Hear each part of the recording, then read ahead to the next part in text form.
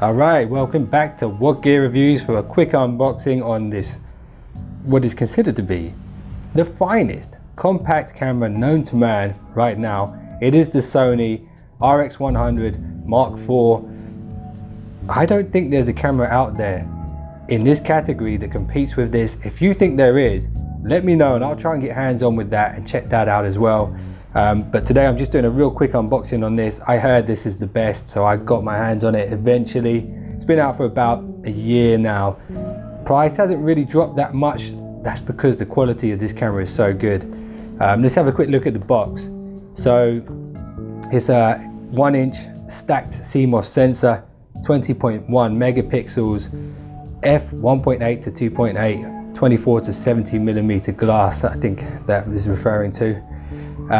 Electric viewfinder on board, which is fantastic. One of the big improvements for this in comparison to the previous models is this can now shoot 4K, although it is limited to 5 minutes, and I hear it has some overheating problems. If you are filming in 4K for the full 5 minutes, it might actually shut itself down and refuse to reboot until it sort of cools off.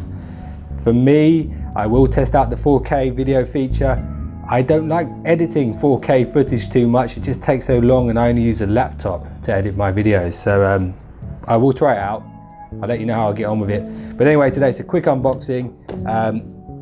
It's going to be basically my first impressions on the product. I've never seen one of these before, except in a shop. I've never actually used one. Let's see what comes in the box.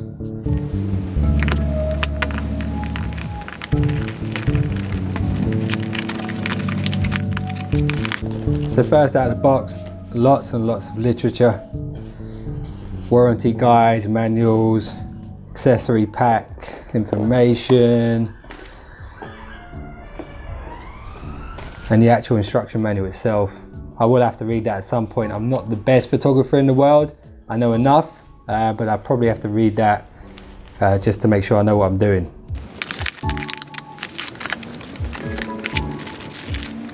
So that's a charging module there. It's got a USB port here, and it's actually got a figure 8 power port input there. Wrist strap. UK power lead. USB-B connector. I actually got a really nice cable, a USB-B, which is reversible from Winner Gear. If you guys want to check that out, I'll leave a link below and you guys can have a look at that. It's really cool. Both sides are reversible. So in the side here we've got the little battery. 1240 milliamp custom Sony battery, looks like. Some kind of hooks. And here we have it, the actual camera itself. Let me get this box out of the way. So it's in a nice little netted pouch. It doesn't actually have its own pouch, which is a bit disappointing because I'm gonna have to get one now. Nice weight to it, feels really, really solid. The lens here protrudes a bit more than I thought it did, looking at the pictures. Really, really nice first impressions, feels very, very solid. Definitely a fingerprint magnet here on the back. I've only just taken it out of the box. It looks like I've been using it for a long time. Tiltable LED screen on the back here, so you can do selfies. If you're doing different angle shots, you can actually tilt that. So we could have it facing us and flip it up this way. Let me boot this thing up and see if there's any power in it.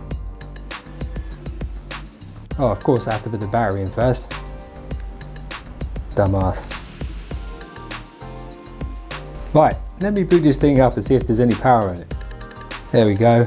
I don't know how much of this you can see. It's very bright in here today.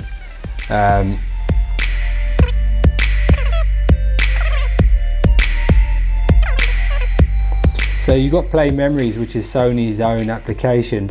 I'm actually using Play Memories as we speak on the second camera here.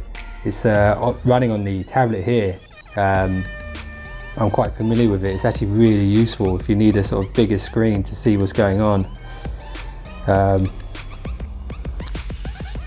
That's impressive, I have to say.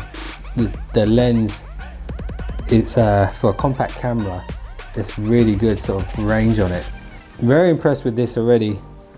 Like the feel of it. You've got the flash here, pops up. Let me show you that. That's real cool. Check this out.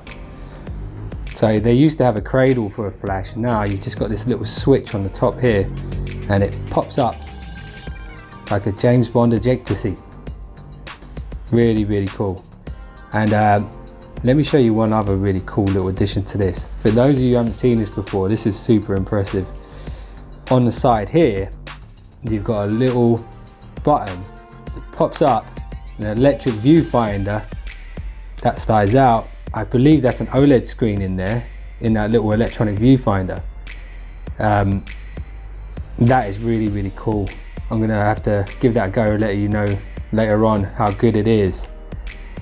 Little interesting fact for you guys, when they were launching, I think it was the Mark III of this, they were looking for models to do the photo shoot for the camera, and I actually got put forward to be to audition for it, and Sony rejected me. Thanks, Sony.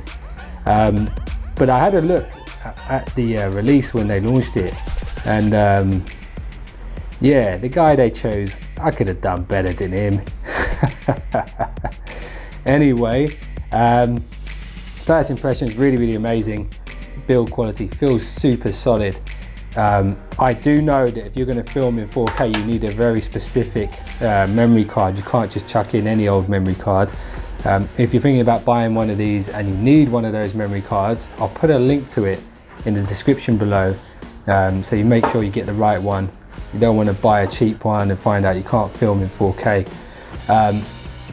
I really, really like this camera right now. There's some really cool features to it, such as the NFC feature, which you can transfer your photos straight from the SD card straight to your phone wirelessly. That's fantastic. I mean, you take a really nice shot, you put it on your phone, you can send it to people, you can put it on Instagram, all that kind of stuff straight away. That's really cool. I want to see what the Play Memories does, if we can use it as a remote viewfinder, which will be really, really cool.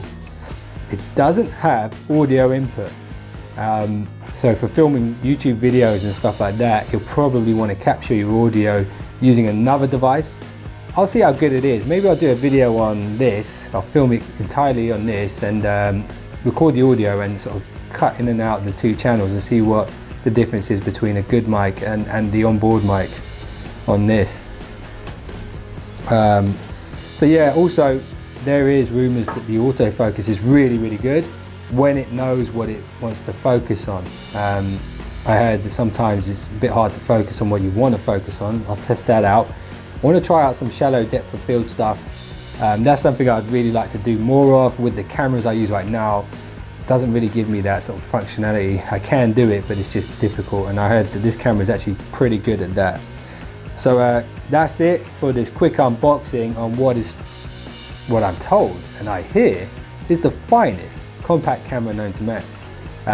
Hope you guys enjoyed this unboxing video. If you did, leave a comment and hit the thumbs up, subscribe, and you will be one of the finest subscribers known to man. And I really appreciate your support, and I'll see you guys in the next one, so don't be late.